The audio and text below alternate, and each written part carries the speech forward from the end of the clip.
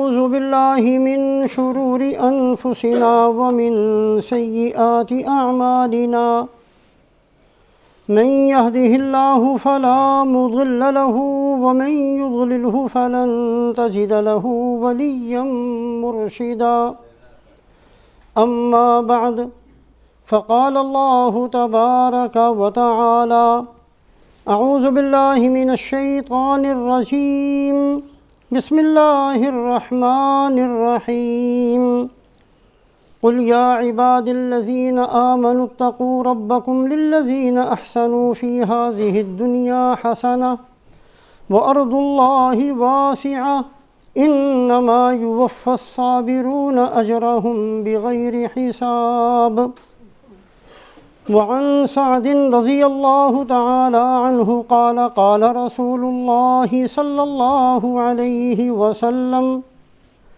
إن من سعادة ابن آدم رضاه بما قضى الله له وإن من شقاوة ابن آدم تركه استخارة الله وإن من شقاوة ابن آدم سخطه بما قضى الله له او کما قال رسول اللہ صلی اللہ علیہ وسلم۔ ایک معمولی اور ایک ادنا مسلمان ہونے کی حیثیت سے ہم سب اس بات کو جانتے ہیں کہ اللہ کے دربار میں کسی بھی بندے کی قدر و قیمت نہ تو اس کے مال کی وجہ سے ہوتی ہے، نہ اس کے رنگ اور اس کے قد کی وجہ سے ہوتی ہے، نہ اس کے عہدے اور اس کے خاندان کی وجہ سے ہوتی ہے، اور نہ ہی اس کے زمانے کی وجہ سے ہوتی ہے کہ وہ کس زمانے میں پیدا ہوا۔ اللہ کے ہاں کسی بھی بندے کی قدر و قیمت اس کے دل کو دیکھ کر لگتی ہے، اور اس کے اعمال صالحہ کو دیکھ کر اللہ کے ہاں بندہ قیمتی بنتا ہے یا بے قیمت ہوتا ہے۔ اللہ کی نگاہ میں اس کی عظمت ہوتی ہے یا اللہ کی نگاہ سے وہ گر جاتا ہے۔ بخاری شریف اور مسلم شریف کے اندر یہ واقعہ موجود ہے کہ رسول پاک علیہ السلام مجلس میں تشریف فرما ہیں، ایک آدمی سامنے سے گزرا، آپ نے ساتھ بیٹھے ہوئے صحابی سے پوچھا ما رأیک فی ھذا، یہ جو بندہ سامنے سے گزرا ہے اس کے بارے میں تمہاری رائے کیا ہے؟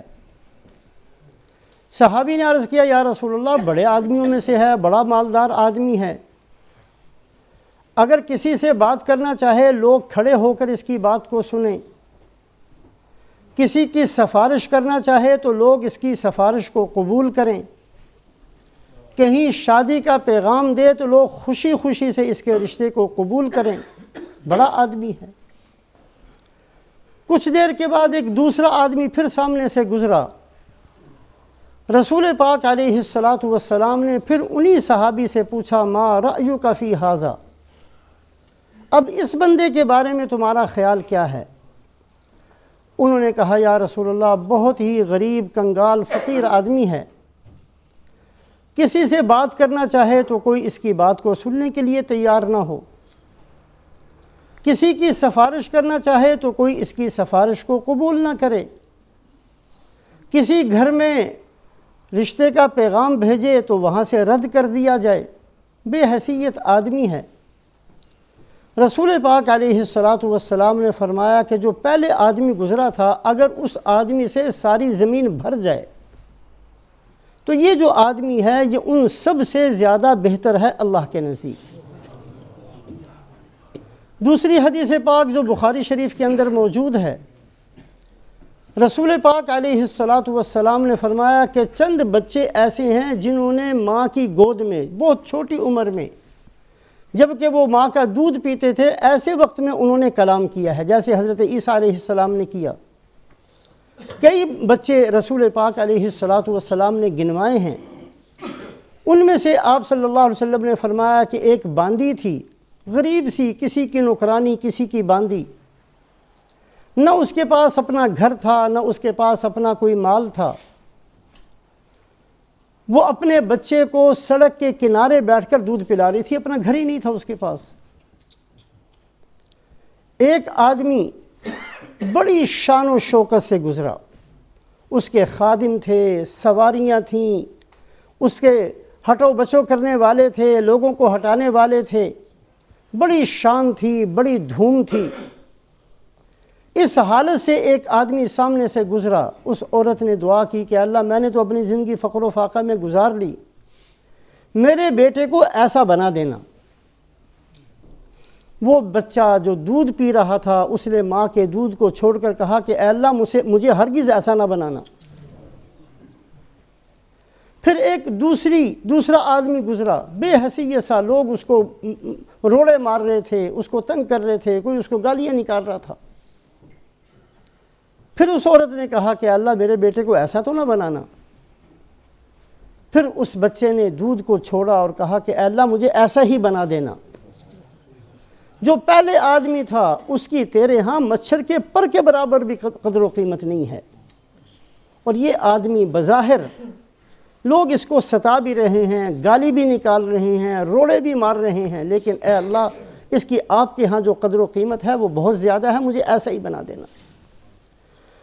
تو اللہ کے دربار میں کسی بھی بندے کی قدر و قیمت نہ اس کے رنگ کی وجہ سے، نہ اس کے مال کی وجہ سے، نہ اس کے عہدے کی وجہ سے، نہ اس کے مکان اور زمین کی وجہ سے، نہ اس کے خاندان اور اس کی اولاد کی وجہ سے، اللہ کے دربار میں اگر کسی کی قدر و قیمت ہے تو صرف اس کے دل کی سلامتی اور اس کے اعمال صالحہ کی وجہ سے ہے۔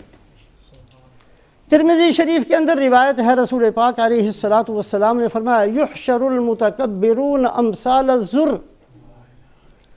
قیامت والے دن جو تکبر کرنے والے ہیں، مان ہے جن کو اپنے مالوں پر، اتراتے ہیں جو اپنے عہدوں پر، جو چلتے ہیں تو ایسا چلتے ہیں کہ کسی کو کچھ سمجھتے ہی نہیں ہے، بڑا سمجھتے ہیں اپنے آپ کو، جب وہ قبروں سے اٹھائے جائیں گے تو ان کو اللہ پاک جو جسم دیں گے وہ چھوٹی چیونٹی کے برابر ہوگا۔ فی صور الرجال، یہ نہیں کہ چیونٹی جیسی صورت ہوگی، صورت آدمیوں جیسی ہوگی، لیکن ان کے جسم کا سائز چھوٹی چیونٹی کے برابر ہوگا۔ چھوٹی چیونٹی، بڑی چیونٹی نہیں، چھوٹی چیونٹی کے برابر۔ اسی سائز کے اندر ان کا سر بھی ہوگا، ان کے ہاتھ بھی ہوں گے، ان کے پاؤں بھی ہوں گے، یہ بتانے کے لیے کہ تم کس بنیاد پر اپنے آپ کو بڑا سمجھتے تھے، کیا تھا تمہارے پاس؟ نہ تم اللہ کی عبادت کرنے والے تھے، اللہ کو ناراض کرنے والے لوگ تھے، اللہ کی نافرمانی کرنے والے لوگ تھے، کس بنیاد پر اترایا کرتے تھے؟ تو قبروں سے اٹھیں گے، یحشر المتکبرون امثال الزر، چھوٹی چیونٹی کے سائز کے برابر اللہ ان کو جسم دیں گے۔ بعد میں جب جہنم میں پھینکا جائے گا تو حدیث پاک کے اندر آتا ہے کہ جسم کو اتنا بڑا کر دیا جائے گا جہنم والوں کے جسم کو کہ 2 کندھوں کا فاصلہ، یہ جو 2 کندھے ہیں، ان 2 کندھوں کا فاصلہ اتنا زیادہ ہوگا کہ ایک تیز رفتار سوار سواری پر 3 دن چلتا رہے، جتنا وہ فاصلہ طے کر سکتا ہے اتنا فاصلہ ہوگا ان کے 2 کندھوں کے درمیان میں۔ اتنا بڑا جسم بنا کر اللہ ان کو جہنم میں پھینکیں گے۔ ان میں سے کسی ایک کی ایک داڑھ احد پہاڑ کے برابر بنا دی جائے گی۔ ان میں سے کسی ایک آدمی کے جسم کی کھال کی موٹائی 42 ہاتھ ہوگی، ہاتھ ذراع، ایک ہاتھ 42 ہاتھ ہوگی۔ جہنم کے اندر جو زبان ہوگی جس کو اتنا لمبا کر دیا جائے گا کہ کم سے کم 3 میل اور زیادہ سے زیادہ 6 میل، کسی کی 3 میل، کسی کی 4 میل، کسی کی 5، کسی کی 6 میل۔ جہنم کے اندر تو جسم بڑا کر دیا جائے گا، جیسے جنت کے اندر آپ صلی اللہ علیہ وسلم نے فرمایا کہ جو جنت میں جائیں گے اللہ ان کو آدم علیہ السلام کا قد دیں گے 60 ہاتھ کے برابر۔ جہنم میں پھینکا جائے گا تو ان کا جسم بہت بڑا کر کے جہنم میں پھینکا جائے گا، لیکن جب قبروں سے اٹھایا جائے گا کامثال الزر، تو چھوٹی چیونٹی کے برابر اللہ ان کو جسم دیں گے۔ اس لیے کہ اللہ کے ہاں قدر و قیمت مال اور دنیا کی کسی چیز کی وجہ سے نہیں ہے۔ رسول پاک علیہ الصلوۃ فرماتے ہیں رب اشعث اغبر مدفوع بالابواب، بہت سے بندے اس زمین پر ایسے ہیں جن کے بال بکھرے ہوئے ہوتے ہیں، جن کے جسموں پر گرد و غبار پڑا ہوا ہوتا ہے، مدفوع بالابواب، کسی کا بھی دروازہ کھٹکھٹا دیں تو کوئی اپنا دروازہ ان کے لیے نہ کھولے، بظاہر ان کی کوئی حیثیت نہیں ہوتی، لیکن اللہ کے ہاں ان کا مقام اور ان کی قدر و قیمت ایسی ہوتی ہے، لو اقسم علی اللہ لابرہ، اگر وہ اللہ سے کہہ دیں کہ اللہ آپ نے یہ کام کرنا ہے تو اللہ وہ کام کر کے دکھائیں۔ انسان کی قدر و قیمت اعمال کی وجہ سے اور اس کے دل کی سلامتی کی وجہ سے۔ اس کے بعد اعمال بہت سارے ہیں، نماز بھی ہے، روزہ بھی ہے، صدقہ بھی ہے، حج بھی ہے، عمرہ بھی ہے، تہجد بھی ہے، اخلاق بھی ہیں، اخلاص بھی ہے، بہت سارے اعمال ہیں۔ سب سے زیادہ اللہ کے ہاں قدر و قیمت ایک بندے کی کس عمل کی بنیاد پر ہوتی ہے، اس بات کو سامنے رکھیں۔ اعمال بہت سارے ہیں، اللہ کے ہاں سب سے زیادہ قیمتی کون بندہ قرار دیا جاتا ہے، یا کس عمل صالح کی وجہ سے، یا دل کی کس حالت کی وجہ سے اللہ کے ہاں کسی بندے کی قدر و قیمت میں بہت اضافہ ہو جاتا ہے۔ وہ عمل اور وہ دل کی حالت یہ ہے کہ بندہ اپنے رب سے راضی رہے، اس کو کہتے ہیں رضا بالقضاء، اللہ کے ہر فیصلے پر راضی رہنا۔ یہ اللہ کو اتنا پسند ہے، اتنا محبوب ہے کہ جس بندے نے اپنی زندگی کا معمول یہ بنا لیا، اپنی عادت یہ بنا لی کہ وہ اللہ سے راضی ہے ہر حالت میں، اللہ فقر میں رکھیں تو فقر میں راضی، اللہ مرض میں رکھیں تو مرض میں راضی، اللہ پاک فقیر اور کنگال بنا دیں اس میں راضی، اللہ پاک بے حیثیت بنا دیں تو اس میں راضی، جس حالت میں اللہ اس کو رکھے یہ بندہ اس پر راضی رہے۔ اعمال صالحہ بہت سارے ہیں اور دل کی حالتیں بہت ساری ہیں، لیکن جس کے دل کی حالت یہ ہو گئی کہ اس کے دل کے اندر اللہ پاک سے رضا موجود ہے اور اس کا عمل یہ ہے کہ وہ اللہ کی ہر تقدیر پر اپنے لیے راضی ہے، یہ بندہ اللہ کے ہاں بہت عزت والا اور بہت اونچے مقام اور مرتبے والا سمجھا جاتا ہے۔ اسی وجہ سے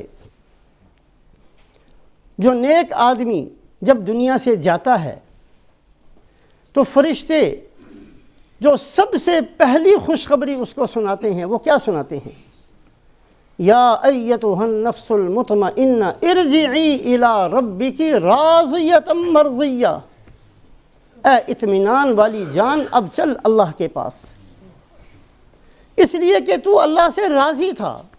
اس کی تہجد کو نہیں بیان کرتے، اس کے صدقے کو نہیں بیان کرتے، اس کے حجوں کو نہیں بیان کرتے کہ تو نے بڑے حج کیے ہیں چل اللہ تجھے اس کا بدلہ دیں گے، تو نے بڑا مال خرچ کیا ہے چل اللہ تجھے اس کا بدلہ دیں گے، تو نے بڑے نفل پڑھے ہیں، بڑی تلاوت کی ہے، یہ نہیں کہتے فرشتے آ کر، کیا کہتے ہیں؟ راضیۃ مرضیہ، اے اطمینان والی جان آج تجھے امن ہے، تجھے اطمینان ہے، تجھے کوئی غم نہیں ہے، کوئی فکر نہیں ہے، آج تو اپنے رب کے پاس چل، اس لیے کہ تو اپنے رب سے راضی رہا تھا۔ راضیۃ مرضیہ، جب تو اپنے رب سے راضی رہا تھا تو اللہ بھی تجھ سے راضی ہے۔ سب سے پہلی خوشخبری جو دی جاتی ہے وہ اللہ سے راضی ہونے کی دی جاتی ہے۔ آج کا دور بدقسمتی سے ہماری عادت بن گئی ہے چیخنے چلانے کی، رونے دھونے کی، ہر آدمی نالاں ہے اپنے آپ پر، ہر آدمی اپنے آپ سے ناراض ہے، اللہ سے ناراض ہے، ہر آدمی ہر حالت میں شکوہ شکایت کرنے والا ہے۔ حالانکہ اگر ہم دیکھیں تو 60 سال کی عمر میں میں نے ایک دن بھی فاقہ نہیں کیا ہوگا، اللہ نے ہر حالت میں دیا ہے، ہم میں سے اللہ نے ہر حالت میں ہر ایک کو کپڑے دیے ہیں، مکان دیا ہے، سب کچھ دیا ہے، لیکن ایسی بری عادت ہمیں پڑ گئی کہ ہم اللہ سے ناراض ہیں، اپنی تقدیر پر ناراض ہیں، ہر بندہ نالا نظر آتا ہے، کوئی آدمی راضی اور خوش نہیں نظر آتا اللہ سے۔ اللہ پاک کے نزدیک انسان کی قدر و قیمت اس کے دل کی حالت کی وجہ سے اور اس کے اعمال صالحہ کی وجہ سے لگتی ہے، اور پھر اعمال صالحہ اور دل کی حالت میں سب سے اونچی حالت یہ ہے کہ بندہ اللہ سے راضی رہے۔ قرآن پاک کے اندر 4 دفعہ اللہ نے یہ جملہ فرمایا، رضی اللہ عنہم ورضوا عنہ۔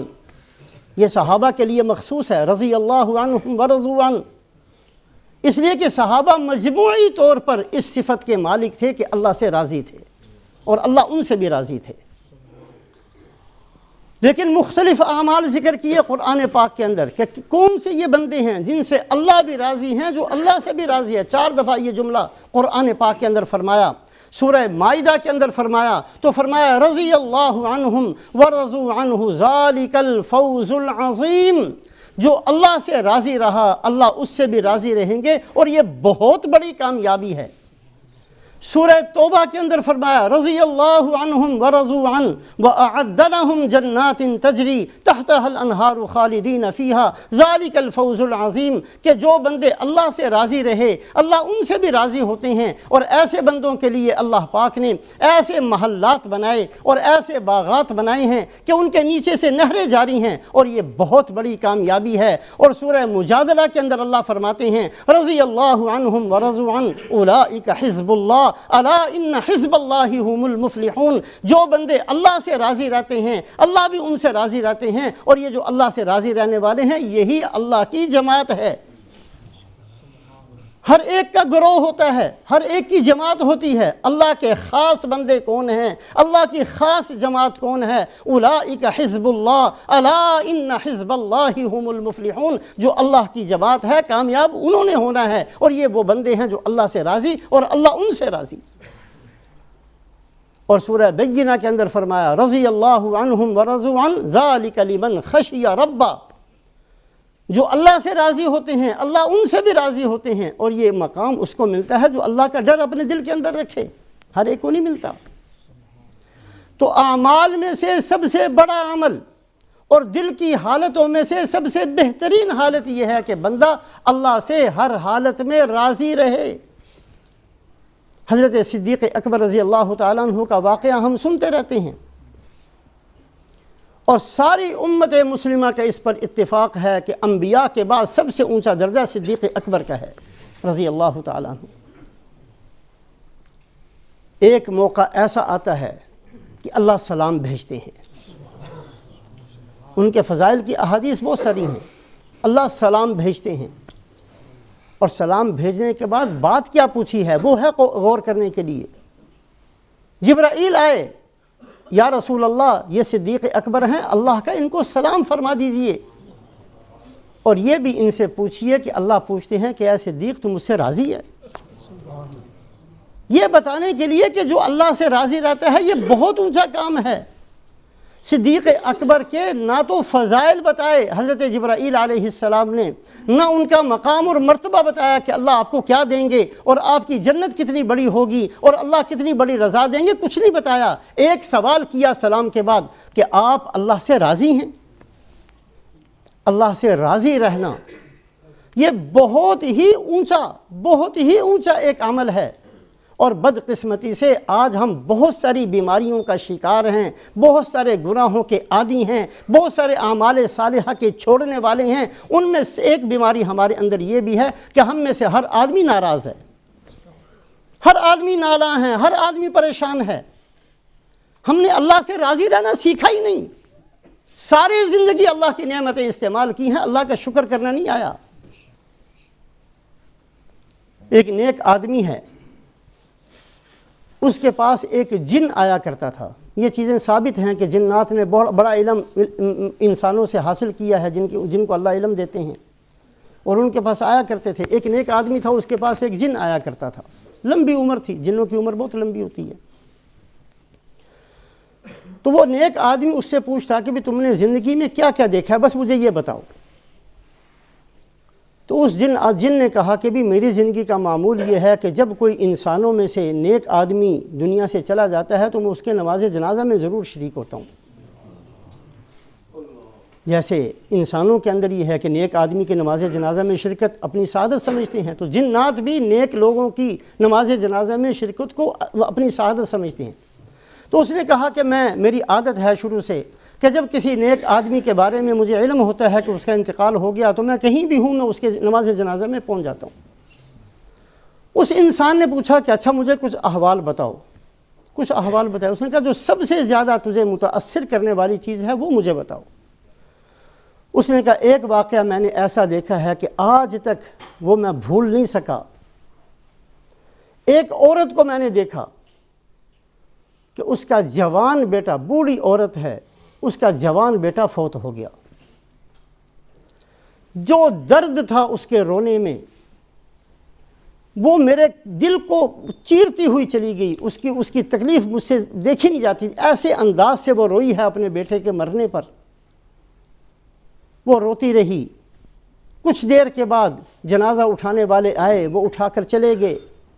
اب یہ بوڑھی ماں اکیلی بیٹھی ہوئی ہے، یہ ایک کونے کے اندر بیٹھ گئی۔ یہ جن کہتا ہے کہ میں اس کے قریب بیٹھ کر دیکھتا رہا کہ یہ کرتی کیا ہے۔ ہاتھ اٹھائے، اے اللہ آپ کے میں کتنے احسانات کو بیان کروں۔ اے اللہ آپ جانتے ہیں کہ جب میں پیدا ہوئی تھی میری پیدائش پر میری ماں مر گئی تھی، اور میرا باپ اسی وقت مجھے چھوڑ کر دوسری شادی کر کے کہیں چلا گیا، میں نے اس کو نہیں دیکھا۔ شکوہ نہیں کر رہی ہے عورت۔ اے اللہ تیرا کتنا احسان ہے کہ اس حالت میں آپ نے میری پرورش کا انتظام کیا، مجھے پالنے کا انتظام کیا۔ کسی نے مجھے روٹی کھلا دی، کسی نے مجھے پانی دے دیا، کسی نے اپنے گھر کے اندر سے کوئی بچا ہوا کھانا دے دیا۔ آپ نے مجھے پالا، آپ نے مجھے بڑا کیا۔ اے اللہ تیرا کتنا بڑا احسان۔ جب میں بڑی ہو گئی اے اللہ آپ نے مجھے اچھا خامن دے دیا۔ وہ مزدور آدمی تھا، کبھی مزدوری ملتی تھی کبھی نہیں ملتی تھی، کبھی ہم کھا لیتے تھے کبھی ہم فاقے سے سو جاتے تھے۔ اے اللہ آپ کے احسانات مجھ پر چلتے رہے۔ پھر آپ نے مجھے بیٹا دے دیا اور میرا خامن جوانی کے اندر ہی فوت ہو گیا۔ پھر میں اپنے بیٹے کی پرورش میں لگی رہی۔ آج یہ جوان ہوا، میرے بڑھاپے کا سہارا بنا، تو آپ نے مجھ سے چھین لیا۔ اے اللہ میں ہر حالت میں آپ سے راضی ہوں، صرف ایک وعدہ فرما لیں کہ آپ مجھے نہیں چھوڑیں گے، جو کچھ چاہے مجھ سے لے لیں، سب کچھ تیار ہوں دینے کے لیے، مجھے کچھ نہیں چاہیے۔ جس حالت میں آپ چاہیں مجھے رکھیں، آپ مجھے فقر کی حالت میں رکھیں، آپ مجھے فاقہ کے ساتھ رکھیں، آپ مجھے قسم و پرسی کی حالت میں رکھیں، آپ مجھے بے حیثیت بنا کر رکھیں، میں تیار ہوں۔ اے اللہ میں آپ کی احسان مند ہوں، ایک وعدہ فرما لیں کہ آپ مجھے نہ چھوڑیں۔ کہا اس کی اس دعا نے میرے دل کو چیر کے رکھ دیا۔ کچھ دنوں کے بعد مجھے پتا چلا کہ اس بڑھیا کا انتقال ہو گیا۔ میں اس کی نماز جنازہ میں شرکت کے لیے پہنچا۔ کہا میں نے بڑے بڑے نیک لوگوں کی نماز جنازہ میں شرکت کی ہے، بڑے بڑے تہجد گزار لوگوں کی نماز جنازہ میں نے شرکت کی، بڑے بڑے علماء محدثین مفسرین کی نماز جنازہ کے اندر میں شریک ہوا ہوں، لیکن میں نے کسی کے نماز جنازہ میں فرشتے اتنے زیادہ نہیں دیکھے جتنے اس بڑھیا کی نماز جنازہ میں فرشتے تھے کہ آسمان تک فرشتوں سے بھرا ہوا تھا۔ حالانکہ اس کو رونے والا کوئی نہیں تھا۔ اس کی نماز جنازہ، اس کا جنازہ اٹھانے والے 4-5 اس کے محلے کے بندے تھے، کوئی لمبا چوڑا مجمع نہیں تھا۔ بظاہر اس کی حالت بہت قسم پرسی کی تھی، لیکن اس کا مقام اور مرتبہ اللہ کے ہاں کیا ہوگا کہ اللہ نے اتنے فرشتے اتارے ہیں کہ خلا بھر گیا ہے۔ انسان کی قدر و قیمت اللہ کے نزدیک مال کی وجہ سے نہیں ہے، مکانوں کی اور زمینوں کی وجہ سے نہیں ہے، خاندان کی وجہ سے نہیں ہے، اس کے رنگ اور اس کے حسن کی وجہ سے نہیں ہے۔ اللہ کے ہاں کسی کا مقام اور مرتبہ اگر ہوتا ہے تو اس بات پر ہوتا ہے کہ وہ دل سے اللہ پاک سے راضی ہے کہ نہیں ہے، اور اس کے اعمال صالحہ میں سے سب سے بہترین عمل رضا بالقضاء، اللہ سے راضی رہنا۔ حضرت عیسیٰ علیہ السلام ایک آدمی کے پاس سے گزرتے ہیں، وہ آدمی اپاہج ہے، نہ اس کے ہاتھ کام کرتے ہیں، نہ وہ پاؤں سے چل سکتا ہے، آنکھوں سے بھی معذور ہے، مال بھی اس کے پاس نہیں ہے، سڑک کے کنارے پڑا ہوا ہے اور وہ ایسا ایسا کچھ کہہ رہا ہے۔ حضرت عیسیٰ علیہ السلام نے قریب جا کر سنا تو وہ کہتا تھا اے اللہ تیرا شکر ہے اس نعمت پر جو آپ نے مجھے دی ہے اور جس سے بہت سارے بندوں کو محروم رکھا۔ عیسیٰ علیہ السلام کہنے لگے، میں نے کہا تیرے اوپر کون سی اللہ کی نعمت ہے جو اتنا شکر ادا کر رہا ہے؟ مجھے تو بظاہر کچھ بھی نہیں نظر آتا، ہاتھ تیرے پاس نہیں ہیں، پاؤں تیرے پاس نہیں ہیں، آنکھوں سے تو معذور ہے، کپڑے تیرے پھٹے ہوئے ہیں، مال تیرے پاس، کچھ بھی تو تیرے پاس نہیں ہے، اور تو یہ جملہ کہتا ہے کہ وہ نعمت دی ہے جس سے بہت سارے بندے محروم ہیں۔ وہ کون سی نعمت ہے؟ کہا اے اللہ کے نبی وہ نعمت یہ ہے کہ میرا دل اللہ کے شکر سے بھرا ہوا ہے۔ اس نعمت سے بہت سارے محروم ہیں، کھاتے ہوئے محروم ہیں، اللہ کی نعمتوں کو استعمال کرتے ہوئے اس نعمت سے محروم ہیں، صحت کو استعمال کرتے ہیں پھر بھی اس نعمت کی قدر نہیں کرتے کہ اللہ کا شکر ادا کر لیں، ذرا سی کوئی تکلیف آ جائے چیخنا چلانا ان کی عادت بن جاتی ہے۔ ایک روایت ہے ترمذی شریف کے اندر اور ایک روایت ہے مسند احمد کے اندر۔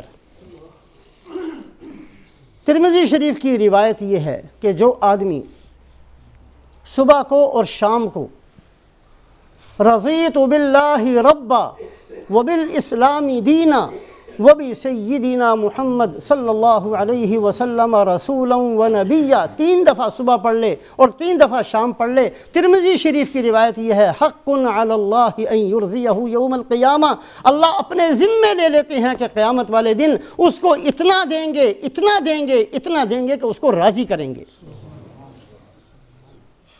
اور مسند احمد کی روایت یہ ہے، الفاظ یہی ہیں کہ جو آدمی ان الفاظ کو پڑھ لے، اللہ کے نبی صلی اللہ علیہ وسلم نے فرمایا میں اس سے وعدہ کرتا ہوں کہ میں اس کا ہاتھ پکڑ کر جنت میں لے کر جاؤں گا۔ ان الفاظ پر غور کریں کہ یہ الفاظ ہیں کیا؟ پورا قرآن پڑھنے پر یہ وعدہ نہیں ہے رضیت باللہ ربا وبالاسلام دینا وبمحمد صلی اللہ علیہ وسلم رسولا ونبیا، کیا ہے ان الفاظ کے اندر؟ ان الفاظ پر وہ وعدہ ہے کہ پورا قرآن پڑھنے پر وہ نہیں ہے، 1,00,000 رکعت نفل پڑھنے پر وہ وعدہ نہیں ہے جو ان الفاظ پر ہے۔ رضیت باللہ ربا، اے اللہ میں آپ کے رب ہونے پر راضی ہوں۔ رب کا معنی کیا؟ جس اعتبار سے بھی آپ نے میری پرورش کی، مجھے بڑا کیا، فقر سے کیا، فاقہ سے کیا، کسی غریب کے گھر میں پیدا کر کے کیا، مال نہ دے کر کیا، جیسے بھی آپ نے مجھے رکھا، جس حالت میں آپ نے مجھے رکھا، ساری زندگی بیماری کی حالت میں رکھا یا صحت کی حالت میں رکھا، ساری زندگی فقر کی حالت میں رکھا یا مال دے کر رکھا، ساری زندگی حیثیت کے ساتھ رکھا یا بے حیثیت بنا کر رکھا، رضیت باللہ ربا، اے اللہ میں آپ کے رب ہونے پر راضی ہوں۔ جس حالت میں آپ نے مجھے پالا، جس حالت میں آپ نے مجھے رکھا، جس حالت میں آپ نے میری زندگی کو میرے لیے بنا دیا اور مقدر کر دیا، اے اللہ میں اس پر راضی ہوں۔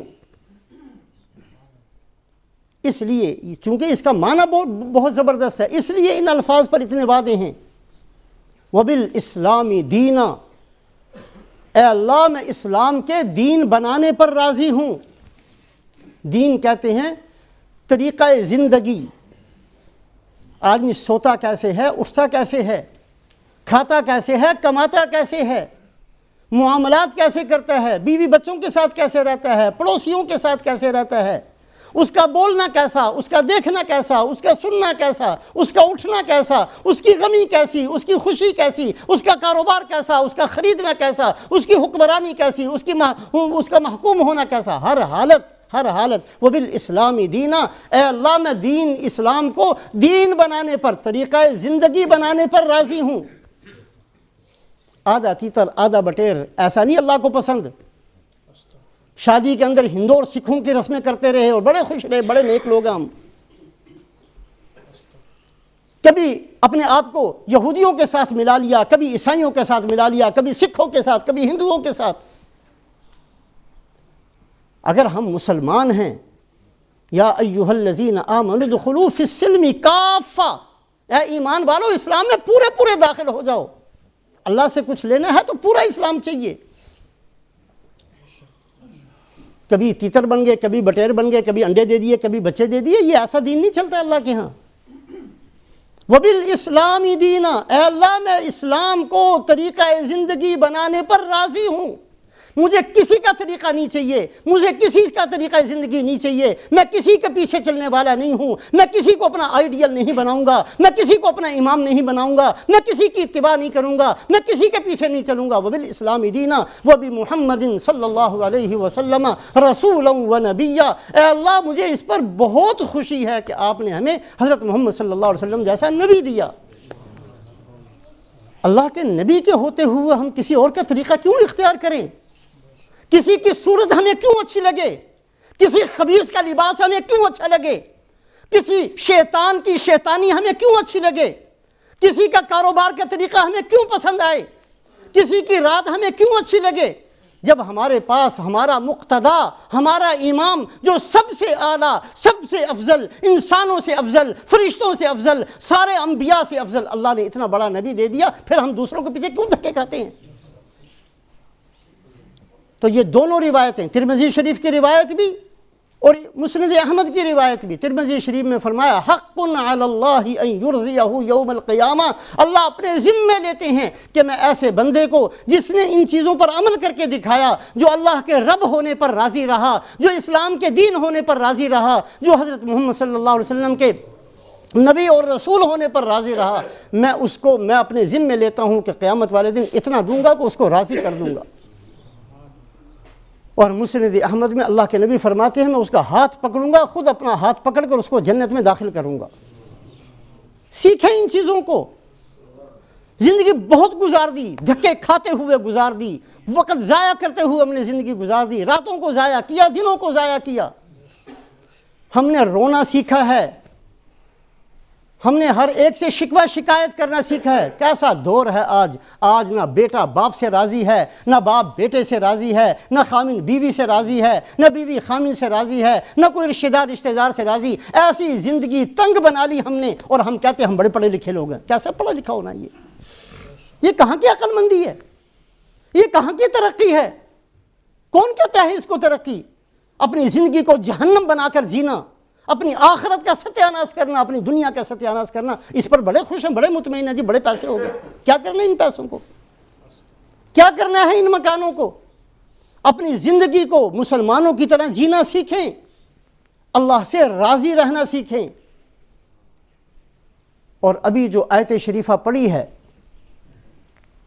انما یوفی الصابرون اجرہم بغیر حساب، پورے قرآن کے اندر صرف ایک ہی موقع ہے اللہ نے اجر و ثواب کئی جگہ بیان کیا، لیکن یہ انداز کہ ہم ایسے بندوں کو بدلہ دیں گے بغیر حساب کے، بغیر تول کے، بغیر حساب کے بدلہ دیں گے. حدیث پاک کے اندر آتا ہے کہ قیامت والے دن ترازو لا کر سامنے رکھی جائے گی. ایک پلڑے میں اعمال، دوسرے پلڑے میں اجر و ثواب. اللہ بدلہ دیں گے. اس نے سچ بولا تھا، پلڑے میں سچ رکھو، اس کا بدلہ اس دوسرے پلڑے میں رکھو. اس نے نماز پڑھی تھی، اس نے روزہ رکھا تھا، اس نے زکوٰۃ دی تھی، اس نے حج کیا تھا، اس نے صدقہ کیا تھا، اس نے احسان کیا تھا، اس کے پاس اخلاق اچھے تھے. جتنے اعمال صالحہ ہیں وہ ایک پلڑے میں رکھے جائیں گے، اور دوسرے پلڑے میں اللہ پاک ان اعمال کے مطابق اللہ پاک بدلہ دیں گے. قیامت والے دن بدلہ گن کر نہیں دیا جائے گا، تول کر دیا جائے گا. گنتی میں میری نماز اور صدیق اکبر کی نماز ایک جیسی ہے. انہوں نے بھی فجر کی 4 رکعتیں پڑھی، میں نے بھی 4 رکعتیں پڑھی، لیکن گن کر بدلہ نہیں ہے، تول کر ہے. صدیق اکبر کی 2 نمازیں ساری امت کی نمازوں سے آگے نکل جائیں گی. تول کر بدلہ ہوگا، ایک پلڑے میں اعمال، دوسرے پلڑے میں بدلہ. سارا بدلہ دے دیا جائے گا. جب آئے گی صبر کی باری، ایسے بندے جو ہر حالت میں اللہ سے راضی رہے، اللہ فرمائیں گے اب یہ ترازو کو ہٹا لو. انما یوفی الصابرون اجرہم بغیر حساب. ایسے صبر کرنے والوں کو تو بدلہ دو بغیر گنتی کے، بغیر تول کے. بہا دو ان کے اوپر بدلے کو، بہا کر اللہ ان کو بدلہ دیں گے. انما یوفی الصابرون اجرہم بغیر حساب. صبر بخاری شریف اور مسلم شریف کی ایک روایت ہے، رسول پاک علیہ الصلاۃ والسلام کا گزر ایک قبر کے پاس سے ہوا۔ وہاں ایک عورت تھی، ایک قبر پر بیٹھی ہوئی تھی اور زاروں قطار نیچے اس نے منہ کیا ہوا تھا، بہت رو رہی تھی، چیخیں مار رہی تھی، رو رہی تھی۔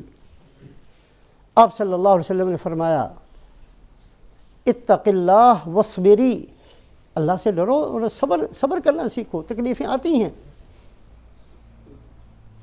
تو اس نے چونکہ پہچانا نہیں، اس کا منہ بھی نیچے تھا اور وہ اپنی پریشانی کے اندر مبتلا تھی، پہچانا نہیں کہ مجھے کس نے کہا الیک عنی انک لم تصب بمصیبتی، آپ جاؤ جی جاؤ، کام کرو اپنا، آپ کو کیا پتا کہ میرے اوپر کون سی مصیبت آئی ہے۔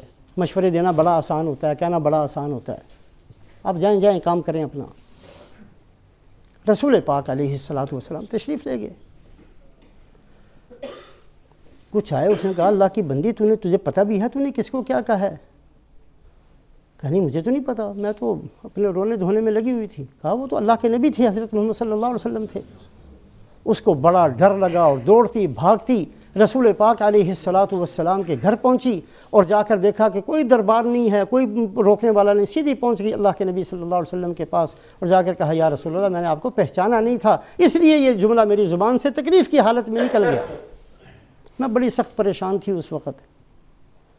آپ نے فرمایا الصبر عند الصدمۃ الاولی، مجھے جو کہا اس کو تو چھوڑ دے، لیکن اصل صبر یہ ہوتا ہے جو تکلیف پہنچتے ہی بندہ کرے، بعد میں تو سارے ہی کر لیتے ہیں، کیا کر لیں گے، نہیں کریں گے صبر۔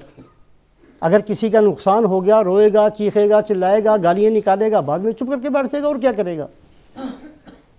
اگر کوئی بیمار ہوا، علاج کیا، تکلیفیں سہیں، راتوں کو چیختا چلاتا رہا، آخر کیا کرے گا، چپ کر کے بیٹھ جائے گا۔ صبر وہ نہیں ہے، ایسا صبر تو سب کر لیتے ہیں، ایسا صبر تو گناہ گار سے گناہ گار آدمی بھی کر لیتا ہے، ایسا صبر تو مسلمان اور غیر مسلم سبھی کر لیتے ہیں۔ اللہ کے ہاں جس صبر کی قیمت ہے، جس کو صبر کہا جاتا ہے، آپ صلی اللہ علیہ وسلم نے فرمایا الصبر عند الصدمۃ الاولی، صبر وہ ہے جو تکلیف کے پہنچتے ہی بندہ جس صبر کو اختیار کر کے دکھائے۔ تکلیف پہنچی، اسی وقت دل کے اندر آیا کہ اے اللہ آپ میرے رب ہیں، میرے لیے جو بہتر تھا آپ نے وہی میرے لیے لکھ دیا، میں اس پر راضی ہوں۔ تو میرے محترم بزرگوں اور دوستو، اللہ کے ہاں بندے کی قدر و قیمت ہے اس کے دل کی حالت کی وجہ سے اور اس کے اعمال صالحہ کی وجہ سے، اور جتنے بھی اعمال صالحہ ہیں اور دل کی جتنی بھی حالتیں ہیں، ان میں سب سے زیادہ اگر کسی انسان کی قدر و قیمت اللہ کے ہاں ہے تو وہ اللہ سے راضی رہنے والے بندے کی ہے۔ بہت کمی ہے آج ہمارے اندر، ہم اپنی زندگیوں کو بدلنے کا ارادہ کریں۔ ہم نے آج دکاندار بن کر جینا تو سیکھ لیا، ہم نے باپ بن کر جینا تو سیکھ لیا، ہم نے پڑوسی بن کر جینا سیکھا ہے، ہم نے ایک رشتہ دار بن کر جینا سیکھا ہے، ہم نے مسلمان بن کر جینا آج تک نہیں سیکھا۔ ہم مسلمان بن کر جینا سیکھیں، ہم اللہ کے نبی حضرت محمد صلی اللہ علیہ وسلم کے امتی، آپ کے غلام بن کر جینا سیکھیں، پھر دیکھیں زندگی کتنی مزیدار ہوتی ہے، دنیا کے اندر کتنی کامیابیاں ملتی ہیں اور آخرت کے اندر کتنی کامیابیاں ملتی ہیں۔ ہم نے دھکے کھائے ہیں گلی گلی کے اندر، ہم نے ہر ایک کے پیچھے چلنے کی کوشش کی ہے، اس لیے نہ ادھر کے رہے نہ ادھر کے رہے۔ نرقع دنیانا بتمزیق دیننا فلا دیننا یبقى ولا ما نرقع، ہم نے دنیا کو بھی اکٹھا کرنا شروع کیا اور دین کو بھی، نتیجہ یہ نکلا کہ دین بھی ہاتھ سے نکل گیا، دنیا بھی ہمارے پاس نہیں آئی۔ اللہ پاک ہم سب کو عمل کی توفیق۔